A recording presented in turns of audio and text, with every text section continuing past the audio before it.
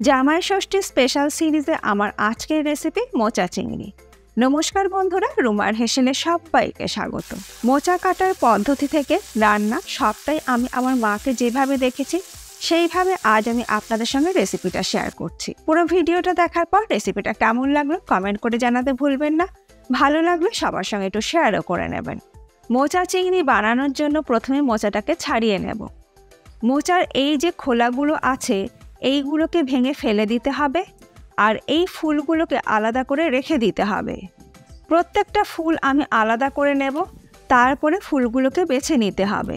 মোচার ফুলের মাথার দিকে একটা শক্ত কাঠি মতো থাকে, যেটা আমি বের করছি সেটাকে ফেলে দিতে হবে।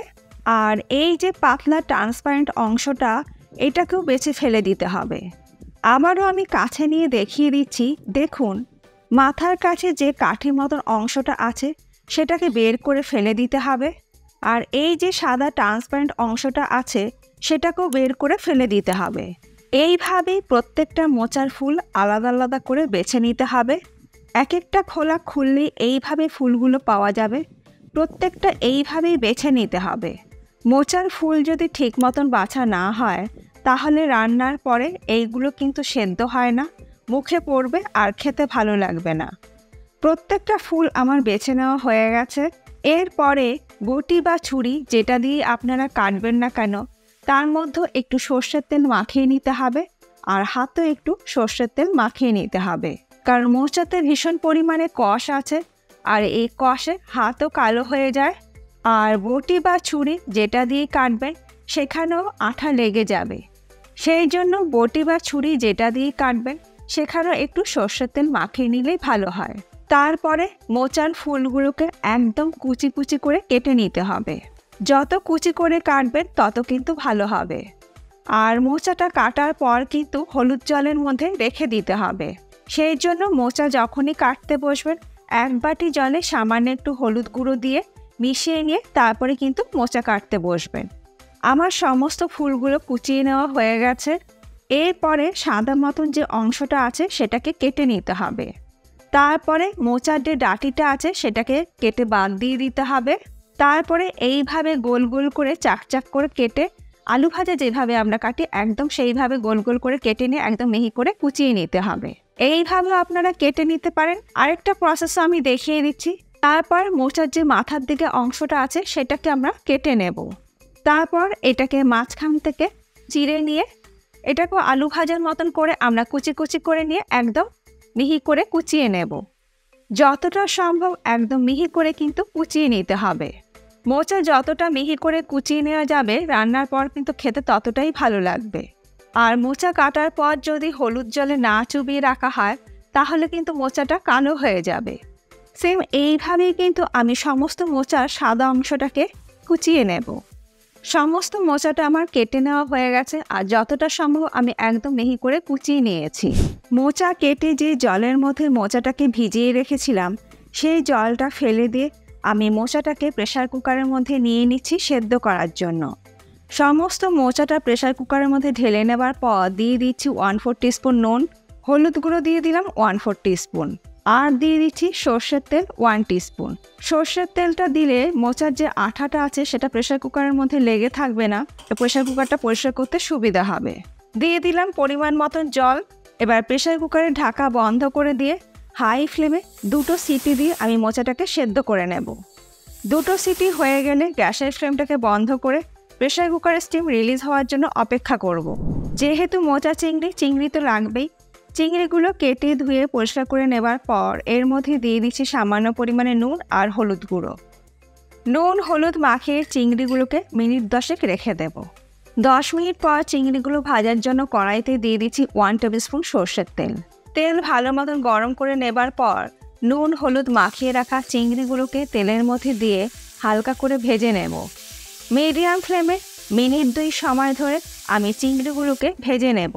খুব বেশি সময় ধরে চিংড়ি ভাজলে চিংড়ি শক্ত হয়ে যাবে।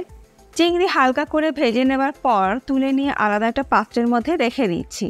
চিংড়ি ভেজে তুলে নেবার পর ওই একই কড়াইটা পরিষ্কার করে নেওয়ার পর দিয়ে দিচ্ছি আরও 2 টেবিল স্পুন সর্ষের তেল। তেল ভালো মতন গরম হয়ে গেলে ফোড়নে দিয়ে দেবো একটি তেজপাতা আর দেবো 1/2 টিস্পুন গোটা জিরে। ফোড়নটাকে একটু ভেজে নেব। ফোড়ন থেকে যখন সুন্দর গন্ধ বেরোতে শুরু করবে তখন আমি এর মধ্যে দিয়ে দেব 1 মুঠো নারকেল কুচি। মিডিয়াম ফ্লেমে একটু হালকা করে নারকেল কুচিটাকে ভেজে নেব। নারকেল কুচি যদি দিতে আপনারা অপছন্দ করেন নাও দিতে পারেন, তবে একটু দিলে খেতে ভালোই লাগবে। নারকেল কুচিটা হালকা করে ভেজে নেবার পর এর মধ্যে দিয়ে দেবো একটি বড় সাইজের চৌকো টুকরো করে কেটে নেওয়া আলু। আলুটা ভাজতে ভাজতে এর মধ্যে দিয়ে দিচ্ছি খুব সামান্য পরিমাণে একটু নুন আর হলুদ গুঁড়ো। মিডিয়াম ফ্লেমে আলু ভেজে নেব। আলু ভাজতে ভাজতে অপর দিকে একটা বাটির মধ্যে নিয়ে নিচ্ছি 1/2 টিস্পুন আদা বাটা আর দিয়ে দিচ্ছি 1/2 টিস্পুন কাঁচা লঙ্কা বাটা। হলুদ গুঁড়ো আমি দিয়ে দিচ্ছি 1/4 টিস্পুন, ধনে গুঁড়ো দিয়ে দিলাম 1/2 টিস্পুন, জিরে গুঁড়ো আমি 1/2 টিস্পুন দিয়ে দিলাম, আর কাশ্মীরি লাল লঙ্কা গুঁড়ো দিয়ে দিলাম 1/2 টিস্পুন। এটা শুধু রঙের জন্য, এটা কিন্তু ঝাল হবে না। নুন দিয়ে দিলাম স্বাদ মতন। এবার এর মধ্যে সামান্য পরিমাণে একটু জল দিয়ে এটাকে গুলে নিয়ে একটা পেস্ট আমি তৈরি করে নেব। অপর দিকে আলুও কিন্তু ভালো করে ভেজে নেওয়া হয়ে গেছে। এবার আমি এর মধ্যে দিয়ে দেব জলে গুলে নেওয়া মশলার পেস্ট। এবার লো টু মিডিয়াম ফ্লেমে সব কিছু একসাথে মিশিয়ে নিয়ে কষিয়ে নেব। আপনাদের ইচ্ছে হলে নারকেল আর আলু আলাদা আলাদা ভেজে তুলে নিয়েও রান্নাটা করতে পারেন, আমি একসাথেই করলাম। এইভাবে করলে তেল আর সময় দুটোরই খরচ কম হয়। মশলা আমার ভালো মতন কষিয়ে নেওয়া হয়ে গেছে, মশলার থেকে তেল সেপারেট হতে শুরু করে দিয়েছে। এবার আমি এর মধ্যে দিয়ে দেব আগের থেকে সেদ্ধ করে জল ঝরিয়ে রাখা মোচা। এবার সব কিছু একসাথে ভালো করে মিশিয়ে নিয়ে কষিয়ে নেব।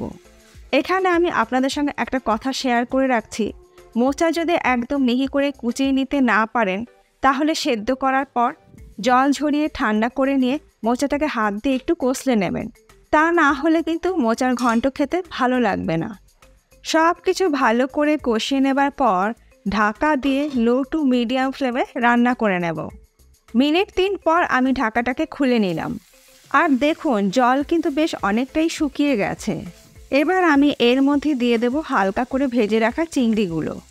ভালো করে মিশিয়ে নিয়ে আবারও ঢাকা দিয়ে লো ফ্লেমে রান্না করে নেব। মিনিট 3 পর ঢাকা আমি খুলে নিলাম। জল কিন্তু শুকিয়ে গেছে আর আলুও কিন্তু সেদ্ধ হয়ে গেছে। সব কিছু ভালো করে মিশিয়ে নেবার পর সব শেষে দিয়ে দেব 1 টিস্পুন চিনি, গরম মশলা গুঁড়ো দিয়ে দিলাম 1 টিস্পুন, আর ঘি দিয়ে দিচ্ছি 1 টিস্পুন। এবার সব কিছু দিয়ে 1 থেকে 2 মিনিট মিশিয়ে নিলে তৈরি হয়ে যাবে আমাদের দারুণ স্বাদের মোচা চিংড়ি। গ্যাসের ফ্লেমটাকে আমি বন্ধ করে দিলাম। এবার ঢাকা দিয়ে 2 মিনিট আমি স্ট্যান্ডিং টাইমে রেখে দেবো। তারপর গরম গরম ভাতের সঙ্গে আমি মোচা চিংড়ি সার্ভ করব। আজকে আমার মোচা কাটা থেকে মোচা চিংড়ি রেসিপি আপনাদের কেমন লাগলো কমেন্ট করে জানাতে ভুলবেন না। ভালো লাগলে সবার সঙ্গে একটু শেয়ারও করে নেবেন। গরম গরম ভাতের সাথে এই মোচা চিংড়ি খেতে কিন্তু অসাধারণ লাগে। এর আগে আমি আপনাদের সঙ্গে একদম অনুষ্ঠান বাড়ির স্বাদে এঁচোড় চিংড়ি রেসিপি আপনাদের সঙ্গে শেয়ার করেছিলাম, পাশেই আছে, একবার দেখে নিতে পারেন যারা দেখেননি। আশা করছি এই রেসিপিটার মতন ওই রেসিপিটা আপনাদের ভীষণই ভালো লাগবে। আজ তাহলে এই পর্যন্ত, আবার দেখা হবে নতুন কোনো ভিডিওর সাথে। ভালো থাকবেন, সুস্থ থাকবেন, ধন্যবাদ।